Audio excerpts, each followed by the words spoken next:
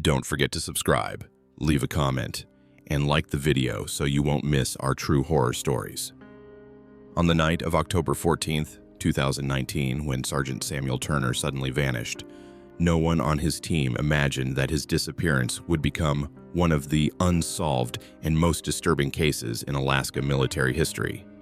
There was one crucial detail that set Sam's disappearance apart from the dozens of other incidents that had occurred in the remote areas of the Alaskan coastline. 3 men in his team swore they had heard Sam calling for help from the forest. The same men had seen him walking toward the shore around midnight, a few hours before the incident, to rest and clear his head after a grueling shift.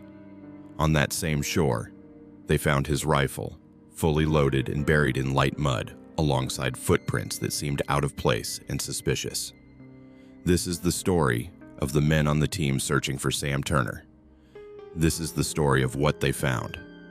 If you've ever wondered why some veterans don't want to talk about their time in Alaska, you're about to understand the truth behind that deep silence. The Aleutian Islands stretch like a broken spine across the North Pacific, connecting Alaska to the Kamchatka Peninsula of Russia. In the 21st century, this chain of volcanic islands remains one of America's most isolated military postings. While the battles of World War II are long over, these remote installations still serve critical strategic purposes, monitoring Russian naval activity, maintaining early warning systems, conducting joint training exercises in extreme conditions.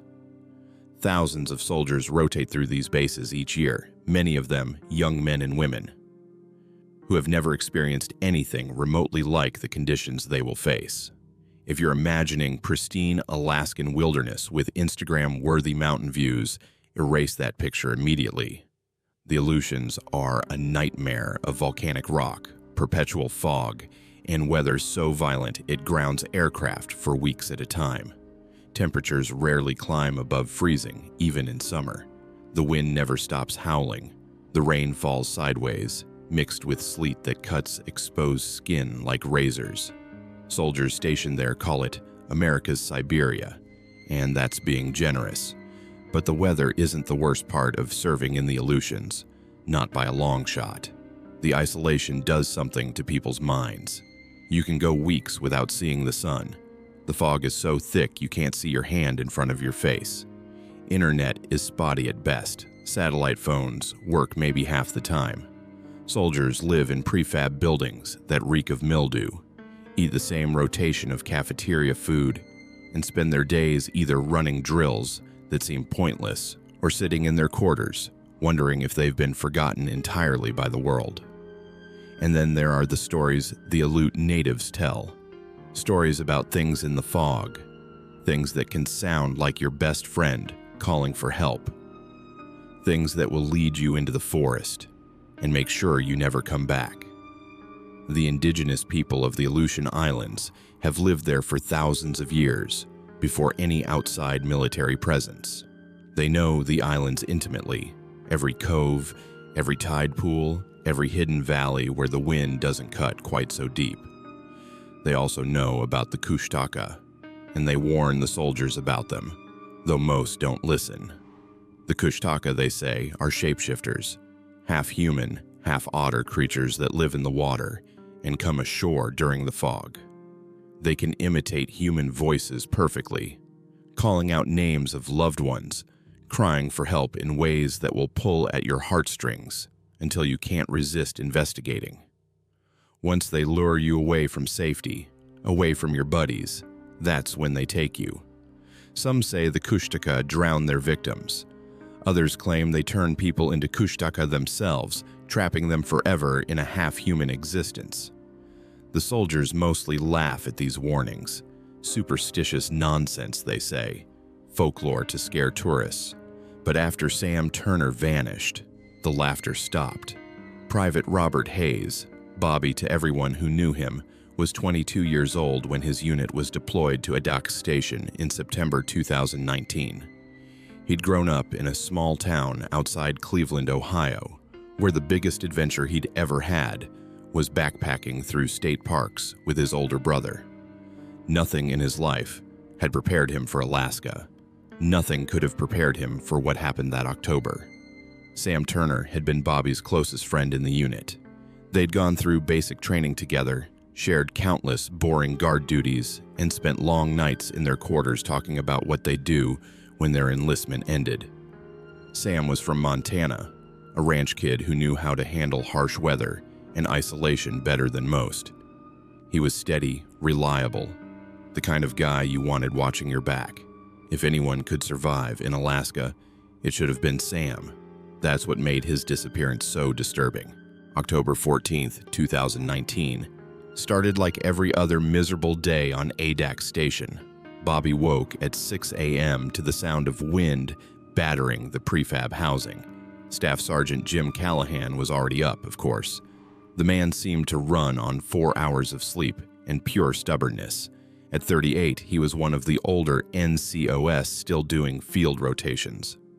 He had the weathered look of someone who'd spent years outdoors in hard country, deep lines around his eyes, hands scarred and calloused. The men respected him because he never asked them to do anything he wouldn't do himself.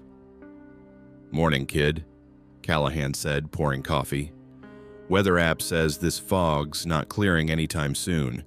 We've got perimeter check at 8 a.m. The patrol that morning was routine, which meant it was cold, miserable, and utterly pointless. Bobby, Sam, Sergeant Callahan, and 3 other soldiers, Michael O'Connor, Henry Miller, and a replacement named Thompson, trudged through the mud and volcanic sand, visibility limited to about 10 feet. The fog muffled everything, turning the world into a gray soup where sounds seemed to come from nowhere and everywhere at once. O'Connor was their designated marksman, a guy from Boston with ice in his veins. Miller was their radio operator, tech-savvy but nervous in social situations. Thompson was too new to have shown his colors yet. They were about 2 miles from the station when Miller's radio crackled to life. The static was thick, but the message was clear. Return to base immediately. No explanation, just the order. When they got back around 10:30 a.m., Commander William Anderson was waiting, and the expression on his face told Bobby this wasn't a drill. Anderson was a by-the-book officer who ran the outpost with military precision. But right now, Anderson looked worried. "Sergeant Callahan," Anderson said, "we've had a situation. 2 men from Lieutenant Morrison's unit went missing during the night watch. We found one of them an hour ago, wandering on the beach, not making sense. Keeps talking about hearing his brother calling him, even though his brother died in Afghanistan in 2011. The other man, Peterson, is still missing." Callahan's jaw tightened. "Missing how, sir?" "The man we found, Jackson, said they heard someone calling for help from the forest around 2 a.m., someone who sounded exactly like Morrison. They went to investigate, got separated. When Jackson made it back at dawn, Peterson was gone. And here's what bothers me. Morrison was in his quarters all night. Security cameras confirm it." "The Aleuts warned us about this," Callahan said quietly. "The Kushtaka." Anderson's expression soured. "I'm not entertaining folklore. We're organizing search parties to sweep the area systematically." But Anderson didn't sound entirely convinced. When he divided them into search teams, he made sure every group had at least 4 people and extra flares, with strict orders that nobody was to separate under any circumstances. The search began at 2 p.m. Bobby's team consisted of himself, Sam, Callahan, and O'Connor. They were assigned to search the coastal forest north of the station, the same area where Jackson and Peterson had heard the voice. The moment they entered the tree line, Bobby felt it. Something wrong. The fog was different here, thicker, with a quality that made it hard to breathe. The wind that had been constant on the beach died completely, leaving an unnatural silence, broken only by their boots on wet ground and water dripping from branches above. The forest was like something from a nightmare. Trees twisted and stunted by constant wind, branches reaching like gnarled fingers. Moss hung from everything, dark green and dripping. The ground was treacherous, mud, hidden roots, patches of volcanic rock. "Stay tight," Callahan ordered. "O'Connor, rear security. Turner, stay with Hayes. Nobody goes off alone for any reason. Clear?" They'd been searching maybe 20 minutes when Sam suddenly stopped. "Did you hear that?" Everyone froze. At first, Bobby heard nothing but dripping water and his heartbeat. Then, faint and distant, came a sound that made his blood run cold. Someone was calling for help. A man's voice, weak and desperate. "Peterson," Callahan called out. "Keep making noise so we can find you." The voice called again. "Help me. Please. I'm hurt." "That's him," O'Connor said, already moving toward the sound. But Callahan grabbed his arm. "Hold on. Listen to the voice. Does it sound like it's coming from one place, or moving?" Bobby focused. The sergeant was right. The voice shifted positions. Left, then ahead, then behind them. Impossible to pin down. And now there was something off about it. The rhythm was wrong. The pauses didn't match human breathing. Then the voice changed. It wasn't Peterson anymore. Now it sounded like Sam's voice. "Bobby, I'm lost. Help me find the path.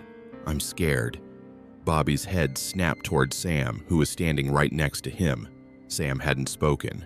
The voice calling from the forest was Sam's voice, but Sam was right here. "What the hell?" Sam breathed. "That's my voice." "How?" "Nobody move," Callahan commanded, fear creeping into his tone. "Stay together. Do not respond." The voice called again, playful now. "Bobby, remember that training hike? Find me now. I'm scared." That memory was real.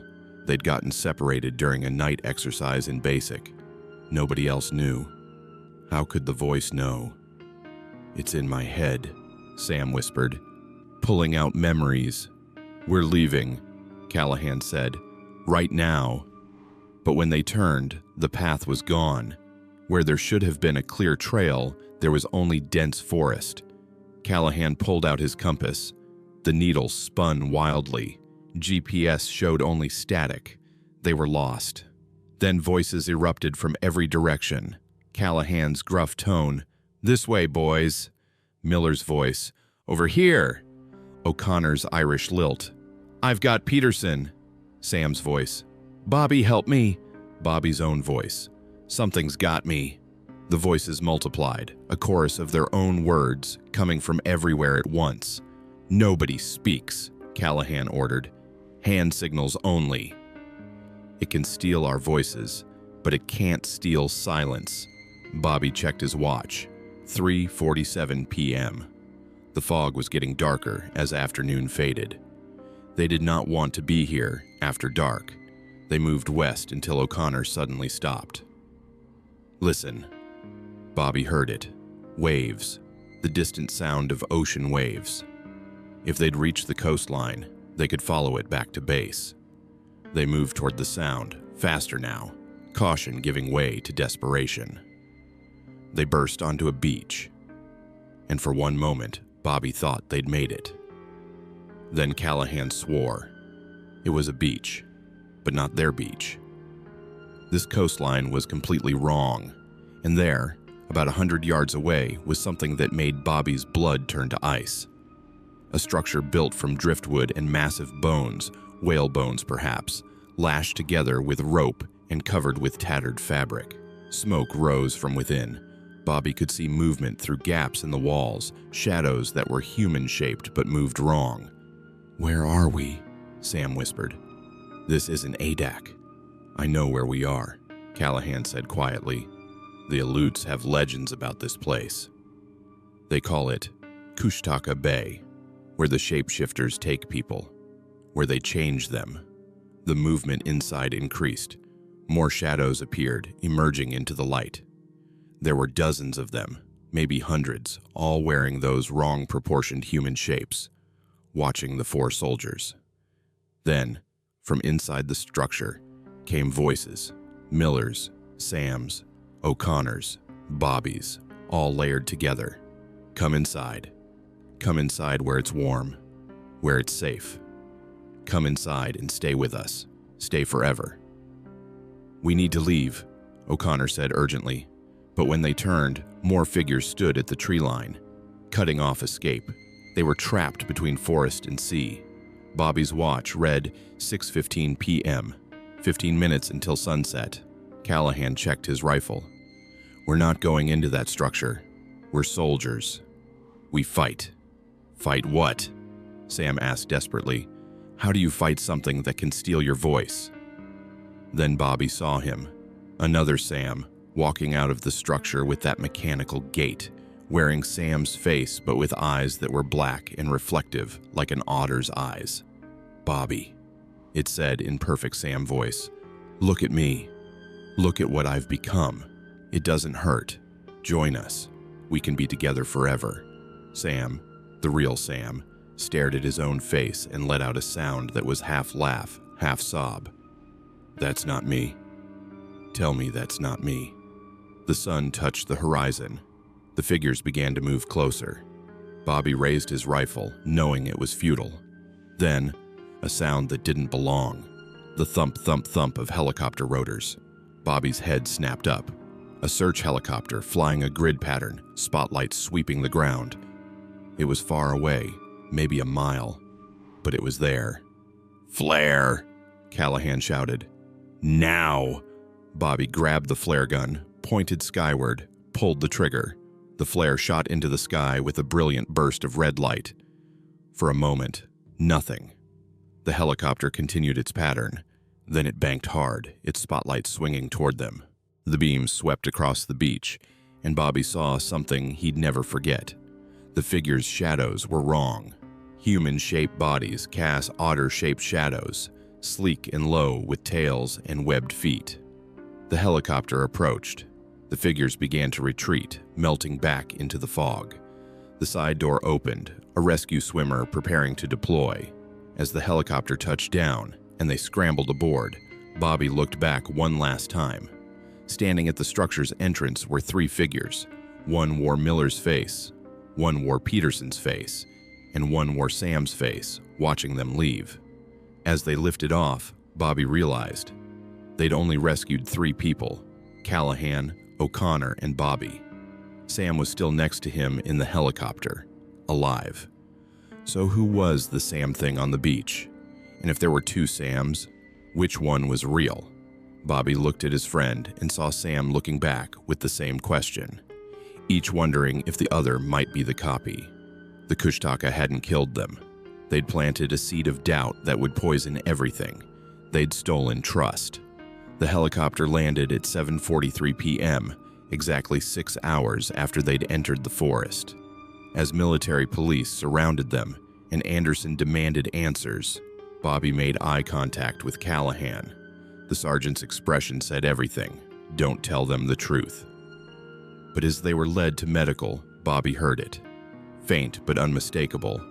From the direction of the forest, a voice calling his name. In his mother's voice, his mother, who was safe in Ohio, thousands of miles away. "Bobby, come home. Come home and stay. Come home and change." Bobby didn't look back, just kept walking toward the lights. Behind him, the forest waited, patient, hungry, and Bobby knew it wasn't done with them yet. The medical facility at Adak Station smelled like disinfectant and fear. Bobby sat on an examination table while a Navy corpsman shined a light in his eyes and asked questions he couldn't answer honestly. "How long were you lost?" "Approximately 6 hours, sir." "Did you experience hallucinations?" "No, sir, just the fog." "Any feelings of disorientation?" "Just hypothermia, sir." Lies. All lies. But what was he supposed to say? That the forest had learned to speak with their voices? That something wearing human skin had tried to lure them into a structure made of bones? That there were now two versions of Sam Turner? The corpsman seemed satisfied with his vital signs, elevated heart rate and blood pressure, but expected after trauma. He prescribed rest, hot food, and a follow-up in 24 hours. In the hallway, Commander Anderson was waiting. "Hayes, my office. Now." Bobby followed, his wet boots squeaking against the linoleum. Through windows, he could see other soldiers gathering in small groups, whispering, stealing glances. News traveled fast on a base this small. Everyone knew something had gone wrong. Anderson's office was small and cluttered with paperwork. Maps of the Aleutian Islands covered one wall. The commander closed the door. "Son, I need you to tell me what really happened out there." Bobby opened his mouth to repeat the sanitized version, but Anderson held up a hand. "Before you give me the official story, understand something. I've been stationed in Alaska for 6 years. I've heard the stories. I've talked to the Aleut elders. I know what's in those forests. So I'm asking one more time. What did you see?"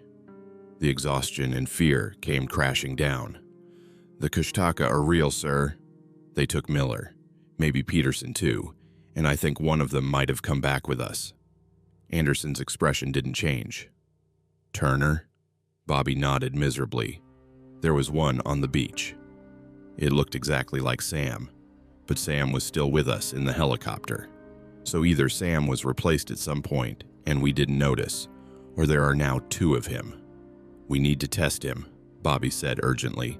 "Ask him things only the real Sam would know." "We already tried that," Anderson interrupted. "Asked him questions about his service record, his family, his life. He answered everything perfectly. Every detail matched his file." Anderson paused. "But so would a perfect copy if it had access to all his memories." Bobby felt sick. "Then how do we know?" "We don't," Anderson said flatly. "That's the problem with shapeshifters. The best defense is the one thing they steal: certainty, trust." A knock interrupted them.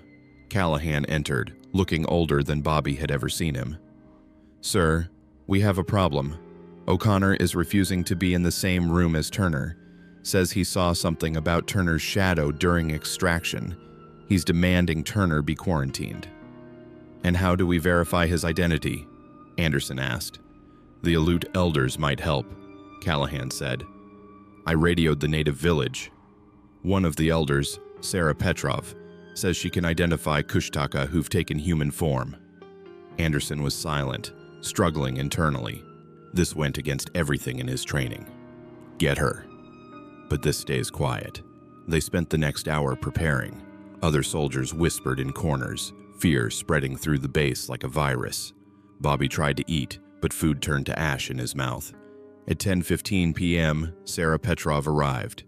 She was maybe 60, wearing jeans and a University of Alaska sweatshirt, with sharp eyes that missed nothing. "Which one do you suspect?"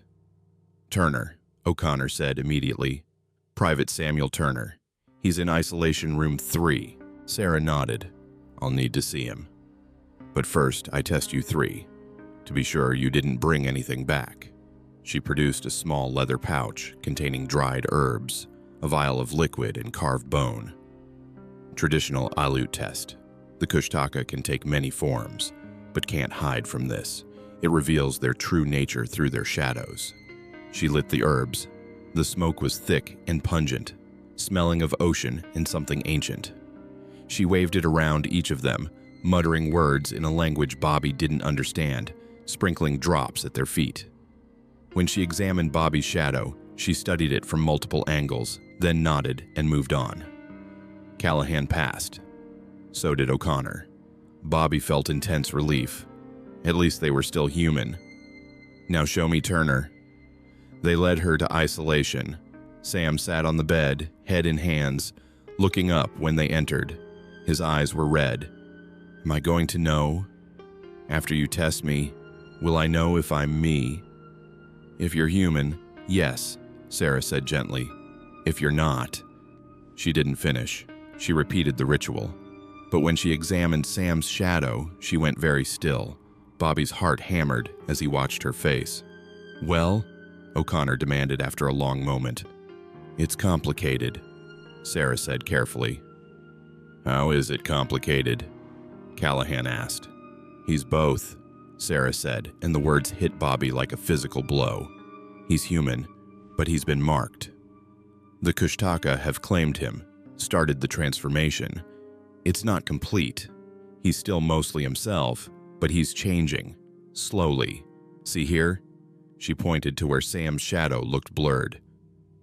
That's the transformation beginning. Another few days, maybe a week, and he won't be Sam Turner anymore. Sam made a sound like a wounded animal. No, I feel normal. I'm still me. For now, Sarah agreed, but the change has started, and once it starts, it can't be stopped. Not by modern medicine. The old ways might work, but they're painful and dangerous. What old ways? Bobby demanded. Sarah hesitated. The transformation happens because part of his spirit is still in Kushtaka Bay. They kept a piece when they let him leave. That piece is an anchor, pulling the rest of him back. To reverse it, we'd need to go back to the bay, retrieve that missing piece, and bring it back before the transformation completes. The room fell silent. Go back to that place? I'll go, Sam said quietly. If there's a chance to stay human, I'll go. I don't want to become one of those things. You're not going alone, Bobby said before he could stop himself. Me too, Callahan added. O'Connor sighed. You're all insane, but I'm in. Anderson stepped forward. I can't authorize this officially. If you go as volunteers, with no military support. If something goes wrong, the Army disavows knowledge. Clear? Crystal, sir, Callahan said. They spent the night preparing. Sarah gathered herbs and oils, preparing pouches for each of them. Don't remove these. They'll help anchor your spirits. She also gave them carved bone pieces. If you hear voices, hold this and remember who you are. At 5:45 a.m., just as the sun crested the horizon, they entered the forest. The fog was lighter, and Bobby dared to hope. Maybe the Kushtaka were weaker in daylight. The forest proved him wrong within minutes. The path was overgrown, as if years had passed. Trees seemed closer, blocking light. Whispers in unknown languages. Laughter from no visible source.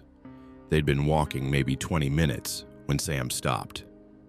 Do you hear that? A voice calling faintly. Help, please. Anyone. Miller's voice. Don't, O'Connor said. It's a trap. But Sam moved forward, drawn by his friend's voice. They followed, weapons ready. The voice led them deeper. The forest opened into a clearing. There, sitting against a tree, was Henry Miller. He looked rough, uniform torn, face pale, but alive. Guys, Miller croaked. Thank God. I've been lost for hours. He looked human, sounded human, but they had no way to verify. Miller, Callahan said carefully, when did you join the Army? 2017, basic at Fort Jackson. The answers were perfect, but they would be, whether this was Miller or a perfect copy.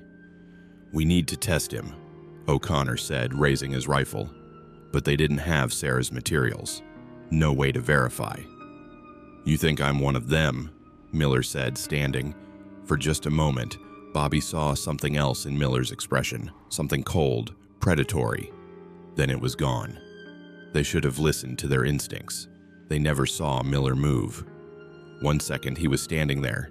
The next, his hand shot out with inhuman speed, grabbing Sam's wrist.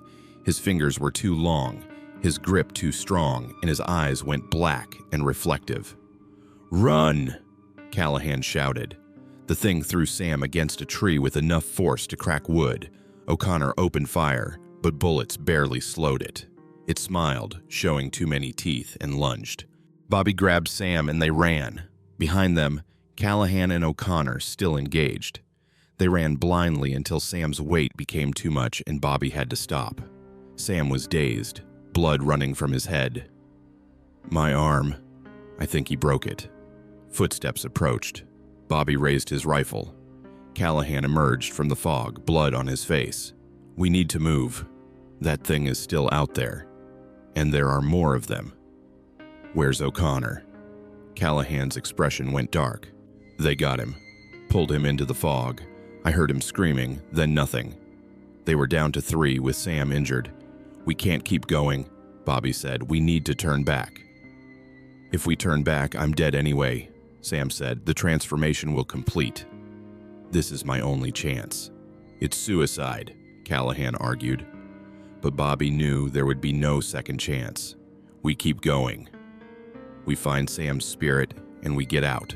They move deeper, ignoring whispers and shapes in the fog.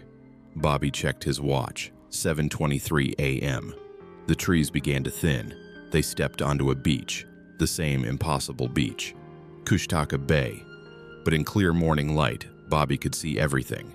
The bone structure was massive, sprawling across the beach, made of whale bones and human bones woven together.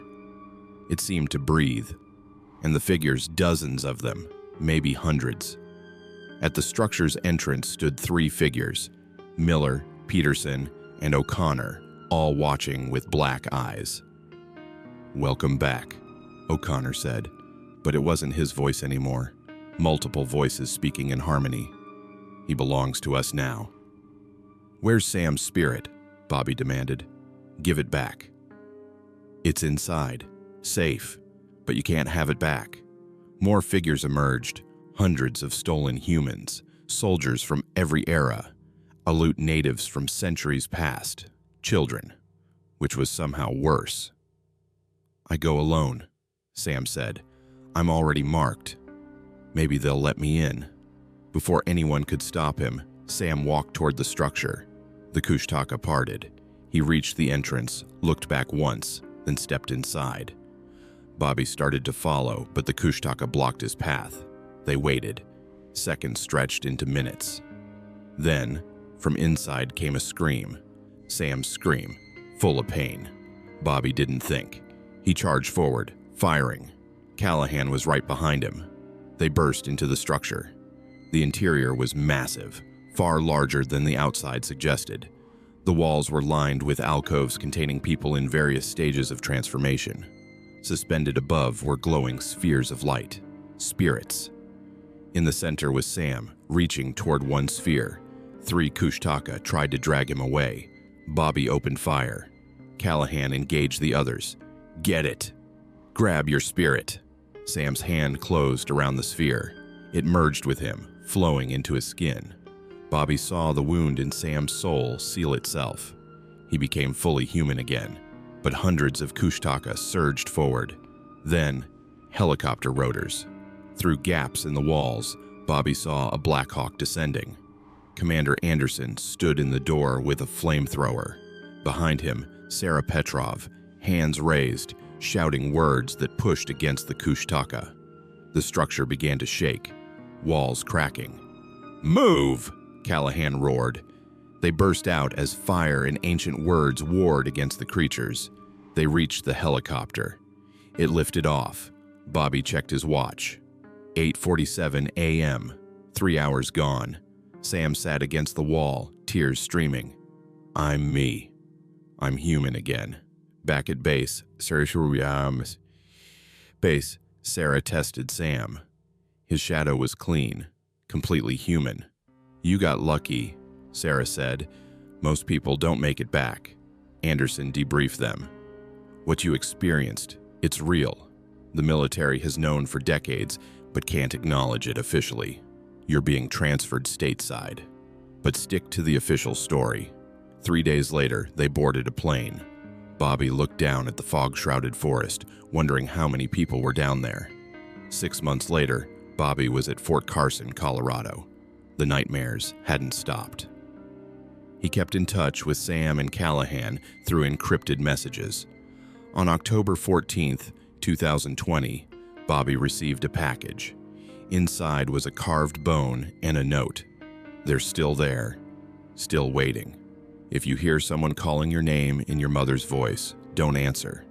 They found you again." Bobby kept the bone on him always, and every time he heard an unexpected voice, he touched it and remembered. The Kushtaka were real, and somewhere in Alaska they were still hunting. Bobby Hayes had been back in the lower 48 for 8 months when the dreams started changing. At first, they'd been simple replays. The fog, the voices, the bone structure. But these new dreams were different, more vivid. They always ended with Bobby standing at a forest edge, hearing his name in Sam Turner's voice. Except when he turned around, it wasn't Sam. It was something wearing Sam's face with black, reflective eyes. It was February 2021 when Bobby got the call that changed everything. Not from Sam or Callahan, but from Commander Anderson. "Hayes," Anderson's voice was tight. "I need you to listen carefully. 3 days ago, geologists in the Aleutians went missing. We found 2 survivors. Both heard voices of family members who weren't there. One saw their dead father. The other 2 are still missing. One survivor described a place matching Kushtaka Bay exactly." Bobby's blood ran cold. "Sir, why are you calling me?" "Turner is missing, Hayes." The words hit like a physical blow. "What?" "Sam put in for leave 2 weeks ago. Said he was visiting Montana. His family called, asking where he was. He never showed. Last ping from Anchorage. Rental car found abandoned 10 miles from Adak Station." "He went back, Hayes." Bobby's chest tightened, but Sarah said he was clean. "The marking was removed. Sarah also said the Kushtaka don't forget. They remember everyone who escapes, and sometimes they call people back." "Hayes, have you been hearing things? Voices that shouldn't be there?" Bobby thought about the dreams, about waking up convinced someone was watching him. "Yes, sir." "Then you need to destroy those bone carvings Sarah gave you. Now, they're not just protection, they're tracking devices. The Kushtaka can feel them. You've been carrying a piece of them around your neck for 8 months. Bobby's hand went to the carvings. They were warm, too warm. "But you said they were protection." "They are, but they're also a leash." Sarah thought the protection was worth the risk.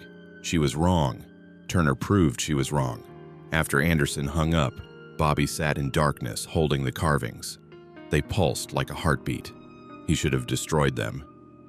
But if Sam was alive, someone needed to go after him. Bobby sent 2 texts. To Callahan, "Sam's in Alaska. Going after him. Don't try to stop me." To Anderson, "I'll be on the first flight to Anchorage tomorrow. Have Sarah meet me there." Then he started packing. Sarah Petrov was waiting at the airport, and she looked like she'd aged 10 years. "You shouldn't have come. The carvings are calling to them. The moment you set foot in those forests, they'll know exactly where you are." "Good," Bobby said. "That'll save time." "Where's Sam?" "We don't know. The search party found tracks leading into the forest, but they disappeared after about a mile." "But Hayes." Sarah grabbed his arm. "Sam's car. We found something in it. A journal." She handed Bobby a notebook covered in Sam's handwriting. Bobby flipped to the last entry. "I know what they are now. I know what Kushtaka Bay really is.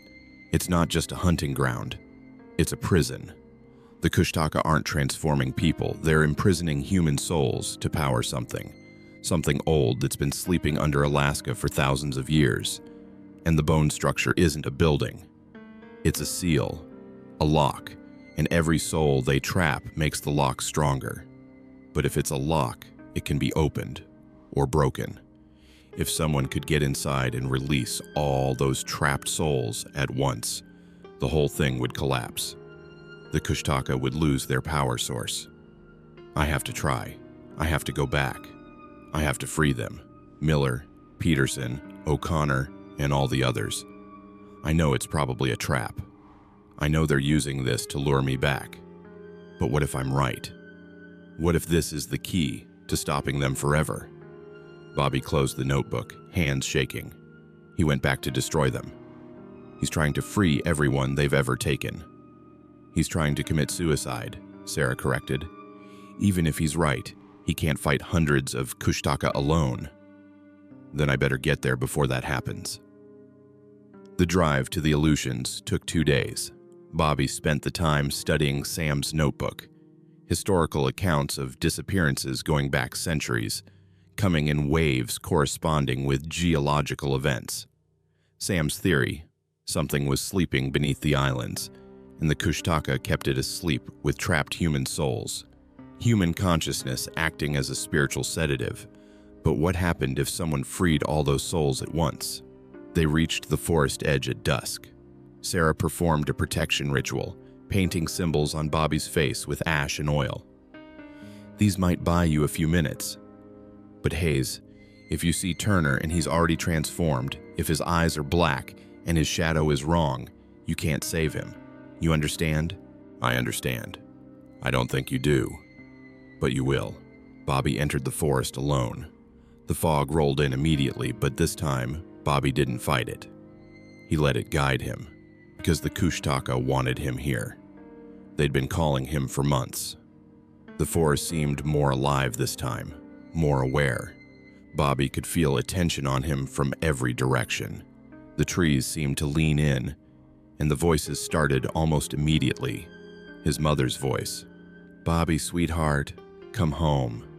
His brother's voice, "Hey, little bro, remember that camping trip?" His dead grandfather's voice, "Proud of you, boy." Bobby touched the carved bones and kept walking. He didn't respond, just walked deeper, following the growing heat from the carvings. He'd been walking maybe 2 hours when he heard it. Sam's voice. Not the Kushtaka imitating Sam, the real Sam, screaming in pain and rage somewhere ahead. Bobby ran toward the sound. He burst through trees and found himself on the beach. Kushtaka Bay looked worse in the fading light. The bone structure had grown since his last visit, and there were more figures, hundreds of them, maybe thousands. Where Sam Turner stood, very much alive, holding something that glowed with fierce white light. Bobby ran toward him, but the Kushtaka moved to block his path. Bobby fired his rifle, dropped 3 of them, but more took their place. "Sam!" Bobby screamed. "I'm here!" Sam turned. Bobby felt relief because Sam's eyes were still normal, still human. But his face was twisted with pain, and Bobby could see marks spreading across his skin, the transformation beginning again. "Bobby," Sam called back, "you shouldn't have come." "It's a trap. They wanted both of us here." "I know, but you were right. About the structure, about the souls." Sam laughed without humor. "I know. I'm holding the key right now." He raised his hand, showing what he held, a sphere of white light. "It's my soul, Bobby." "The piece they took from me. They thought they destroyed it, but they just locked it away. And I figured out how to get it back." The Kushtaka around Bobby began to move toward Sam. Sam clutched the sphere tighter. "The soul is the key. Human souls power this place. So if I destroy mine, if I let it detonate inside the structure, it'll start a chain reaction. All trapped souls will be freed. The structure will collapse." "Sam, no." Bobby struggled against the hands holding him. "There has to be another way." "There isn't." Sam was crying now, his face transforming even as he spoke. "I'm already changing again, I can feel it. In another hour, I won't be me anymore. So I'm going to make it count. You'll die." "I know." Sam smiled, his real smile, the one Bobby remembered. "But at least I'll die human. At least I'll die as me." Sam turned and ran into the bone structure. The Kushtaka screamed in unison and released Bobby to chase Sam. Bobby scrambled to his feet and followed.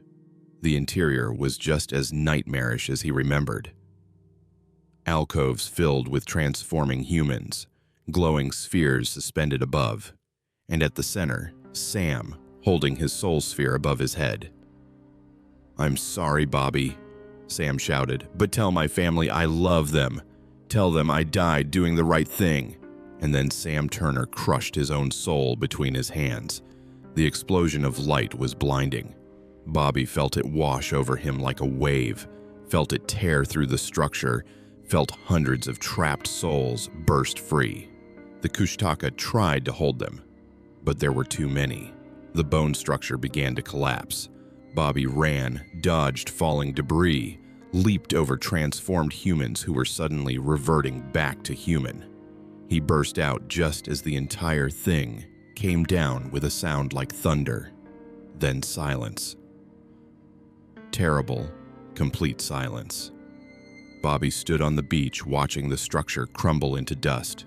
The Kushtaka were gone. Not dead, but diminished, their forms flickering at the forest edge. And on the beach, scattered around the ruins, were people, dozens of them, hundreds, confused, disoriented, but human, fully human. The chain reaction had reversed the transformations. Bobby found O'Connor first, sitting in sand, staring at his hands. Then Peterson, crying and laughing. Then Miller, who grabbed Bobby in a hug so tight it hurt. They were themselves again. But Sam was gone. Bobby searched the ruins for hours, but never found a body.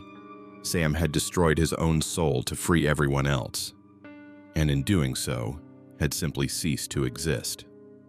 No body to bury, no remains, just gone. Sarah found Bobby 3 hours later, coordinating helicopters to evacuate the freed humans. She took one look at Bobby's face and knew. Turner. He did it. He freed everyone. He broke the Kushtaka's power. But he's gone. Sarah nodded slowly. The elders have a word for what he did. Soul sacrifice. The most powerful magic there is and the most final. He can't come back. There's nothing left to come back. Bobby looked at the carved bones. They were cold now, completely cold. Is it over? Are the Kushtaka gone? Not gone, diminished, weakened. It'll be generations before they have enough power again, if ever. Sam Turner saved a lot of lives today. That night, Bobby sat on the beach and watched sunset. The supernatural weight was gone, lifted by Sam's sacrifice. Bobby would tell Sam's family their son died in a training accident. He'd attend the funeral with full military honors. He'd carry the guilt and grief forever. But he'd also carry the knowledge that Sam Turner had done something impossible. Had walked into hell twice and the second time had burned it down from inside. The Kushtaka weren't gone. But they'd remember. They'd remember the human who destroyed their prison. They'd remember Sam Turner. And they'd fear him. Even in death, especially in death, Sam had won. Bobby touched the cold carved bones one last time, then took them off and threw them into the ocean. He didn't need protection anymore. Sam was gone. But everyone else had come home, and that was exactly the trade Sam would have wanted to make. The forest was silent as Bobby walked away for the last time. Silent, but no longer threatening. Just a forest. Just trees and fog and wind and waves. Bobby thought about everything they'd been through. The terror, the doubt, the impossible choices. He thought about Miller and Peterson and O'Connor, who'd been freed from their transformations and would get second chances at life. He thought about the hundreds of others who'd been trapped for years or decades or centuries, now liberated by one man's ultimate sacrifice. Sam Turner had been a ranch kid from Montana who'd joined the army to find purpose. He'd found it in the most unexpected way, by giving everything to save everyone else. As Bobby boarded the helicopter for the last time, he looked back at Kushtaka Bay. The beach looked normal now, just volcanic rock and sand. No bone structure, no supernatural weight, just another stretch of Alaskan coastline. But Bobby would never forget what had been there, would never forget the price paid to destroy it. 6 months later, at Sam's funeral, a ceremony with full military honors for a soldier whose body was never recovered, Bobby stood at attention as they folded the flag. Sam's mother accepted it with trembling hands, tears streaming down her face. She had no idea what her son had really done, what he'd really sacrificed. The official story was training accident, classified details, honorable death in service. But Bobby knew, Callahan knew, Anderson and Sarah knew, and somewhere in Alaska, the Kushtaka knew Sam Turner had won. He'd broken their power, freed their prisoners, and ensured they couldn't easily hunt humans again for generations. He'd paid the ultimate price, not just his life, but his very soul, his existence itself. And Bobby would spend the rest of his life making sure that sacrifice meant something, making sure people like Sam were remembered, even if the world never knew their real stories. The Kushtaka might return someday, might rebuild their power slowly over decades or centuries. But they'd do it knowing that humans could fight back, that humans could win, that one human had looked at an impossible situation and chosen the hardest path, the path of sacrifice. Bobby touched his chest where the carved bones used to hang. They were gone now, returned to the ocean. He didn't need them anymore. The hunt was over. The price was paid. And Sam Turner's sacrifice had bought humanity time, maybe a century, maybe more, before the Kushtaka could threaten them again. It wasn't a perfect victory. The cost was too high for that. But it was victory nonetheless. And that, Bobby thought as he walked away from the funeral, was exactly what Sam would have wanted.